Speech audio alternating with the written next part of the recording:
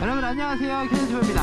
자, 오늘은 제가 R1250 RS를 인수받은 지 이제 한 3일차 되는 날인데요. 지금 현재 키로수가 504km. 그래서 서울에서 부산을 갔다가 이제 부산에서 막 어느 정도 시간을 보낸 그 정도 키로수 그런 상태죠. 신차 길들이기를 조립을 하고 있는 상황인데요. 그래서 제가 기존에 알고 있던 신차 길들이기 방식과 메이커에서 권장하는 신차 관리 방법에 대해서 제가 여러분들과 또 오늘 대화를 나누기 위해서 카메라를 돌리고 있습니다. 자, 일단 주유는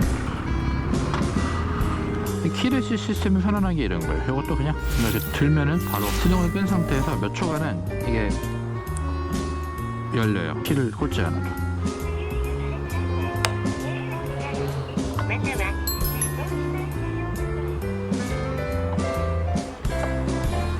판이 좀 짧구나. 이게 지금 이것저것 막 하는 것처럼 보일 수도 막 귀찮아 보일 수도 있겠지만요, 옛날 CB에 비하면 훨씬 편해요. 지금 선이 이제 걸리거나 무리하게 빠지고 그런 거 없죠.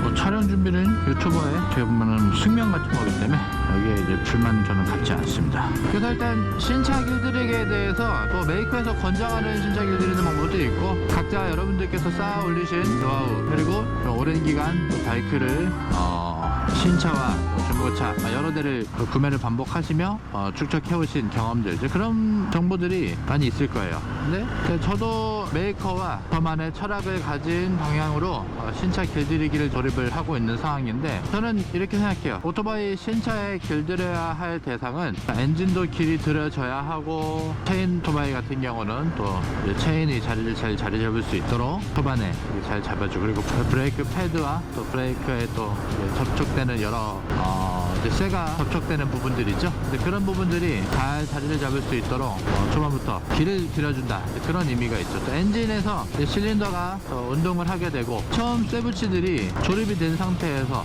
본드가 이제 굳어진 그 자리에서 실린더가 작용을 하고 안에서 철 작용이 일어나며, 처음에 다들 이렇게들 많이 알고 계시죠. 아주 미세한 철가루가 발생을 하게 됩니다. 그 침전물들이 계속 또 엔진 내부에서 일을 하기 때문에 그 철가루들이 엔진 오일을 타고 엔진 깊숙한 곳에 유착이 돼버리면은 오토바이의 생명과 그리고 성능에 아주 큰 저해를 하게 되는 작용으로 된다고 많이들 알려져 있어요. 그래서 그 상황을 방지하고자 이제 초반에 RPM 관리를 하며 대략 500km에서 1000km 정도까지 저속 주행 혹은 RPM 관리 주행을 하면서 어느 정도 특정 키로수가 도달을 하면은 엔진 오일을 교환을 하며, 그 안에 쌓여있는 침전물들이 엔진 내부 깊숙한 곳으로 유착이 되지 않도록 한번 필터링을 해주는 그런 작용으로 알려져 있죠. 그래서 제가 드리고 싶은 말도 거기에서 많이 다르지 않습니다. 하지만 저 같은 경우는 또 이런 부분도 강조를 드리고 싶어요. 오토바이 자체가 생명을 가진 지 얼마 되지 않은 아주 소중한 상태라는 거죠. 그 상태에서 얘가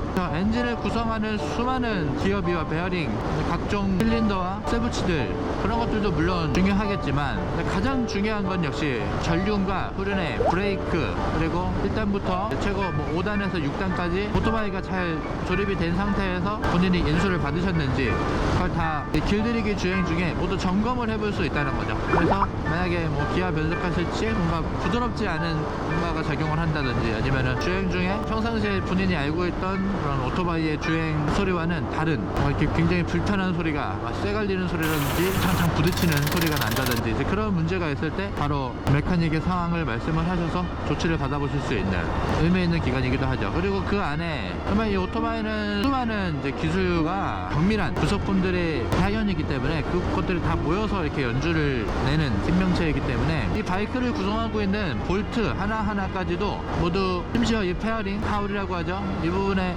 연결하고 있는 볼트 그리고 너트 얘네들도 모두 그 자리에서 자리를 잡아야 돼요. 오토바이가 어느 정도 운동을 어느 정도 하고 있는 이 환경에서도 그것들이 문제없이 무리 없이 잘 본인의 자리를 잡아줄 수 있도록 고정을 해주는, 초반부터 막 이게 얘네들이 조립된 지 지금 얼마 되지 않은 시점에 RPM을 막 올려가지고 가뜩이나 막 얘네들 아직 어떻게 보면 막 박스 까시고 인수 받으시고, 진짜 어느 정도 메이커에서 따로 옵션이라든지 뭔가 따로 추가 사항 없이 바로 인수 받으신 분들 같은 경우는 정말 메카닉이 따로 디테일을 한번 검사는 하겠지만 또 개선 작업하고 그러면서 또 발견할 수 있는 그런 부분들 놓칠 수 있거든요. 그런 부분들을 본인께서 몸으로 또 느끼고 정말 문제가 있고 이거 손을 봐야 되면은 오토바이가 그 상황을 주인에게 알릴 수도 있겠죠. 그래서 신차 길들이기는 디테일한 심한 부분에서도 아주 중요하다고 생각합니다. 그래서 이 신차를 받아가지고 그 길들이기 기간 물론 1000km 동안 막 못 달리고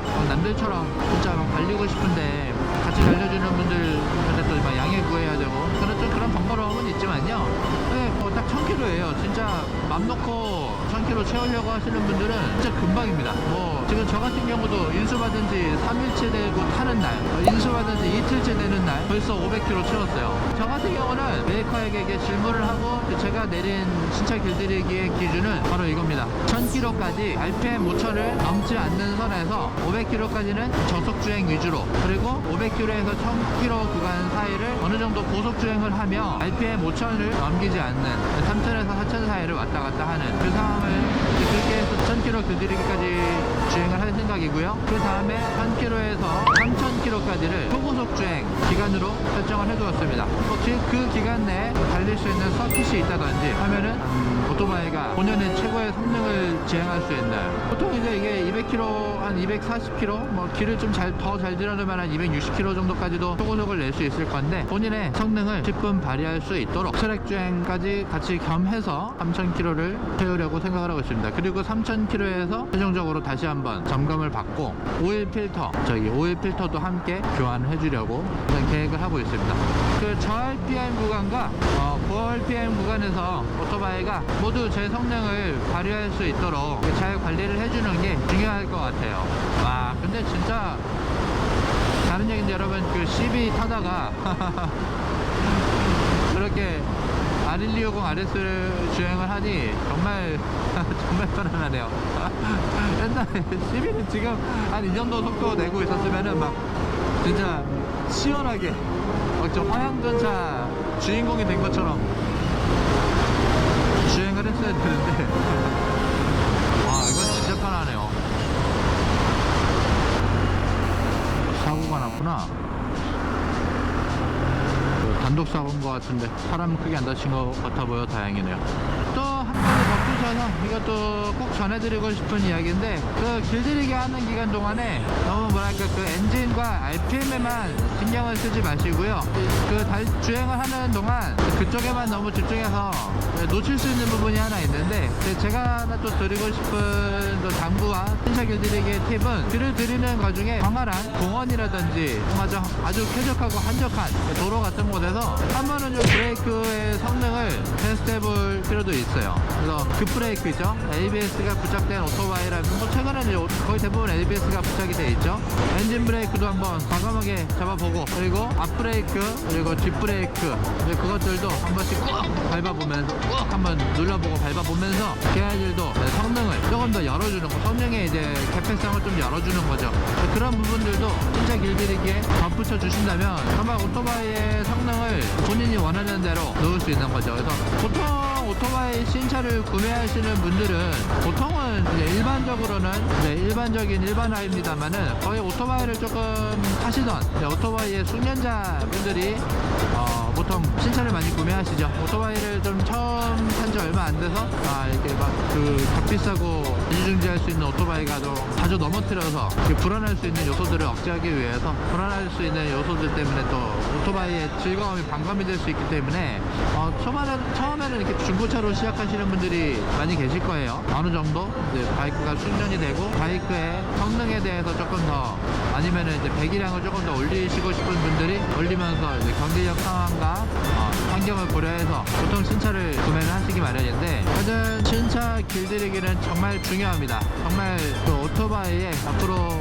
설설버릇 여들 간다는 표현이 있듯이 오토바이에도 친구한테 분명히 불어져 나왔을 때 그 라이더의 어떻게 보면은 성격과 그리고 라이더의 애착을 함께 입혀주는 소중한 기간이기 때문에 그 기간 동안 참 오토바이에 있어서 더욱더 자기의 오토바이에 더욱 알아가는 그런 시간이 되었으면 해요. 그래서 오토바이 자체의 성능과 각계각소의 부품들이 자리를 잡는 의미 있는 기간에도 의의를 둘 수 있겠지만, 라이더가 조금 더 본인의 오토바이와 함께 친숙해지고 정말 내 가족으로서 이 오토바이를 받아들일 수 있는 준비가 되었는지, 그리고 그 준비를 위해서 내가 해야 할 것은 무엇이 있는지 전체적으로 오토바이에 막 뭐를 막 튜닝하고 막 뭐를 또 바꿔서 막 뭘 멋지게 하고 싶고 막 비싼 돈 들여가지고 또 막 이거에 맞춰가지고 뭐 하고 그런 생각 하시기 전에 본인 오토바이의 매뉴얼 그 상태에서의 그 기본적인 팩토리에서 출고됐을 때 이 친구가 꿈에 그리고 너무나 만나고 싶어 했던 새 주인과의 행복한 추억 지금부터 잘 만들어 주시기 바랍니다. 저 또한 그렇게 하겠습니다. 자, 오늘도 시청해 주셔서 감사합니다. 다음 시간에 또 뵙겠습니다.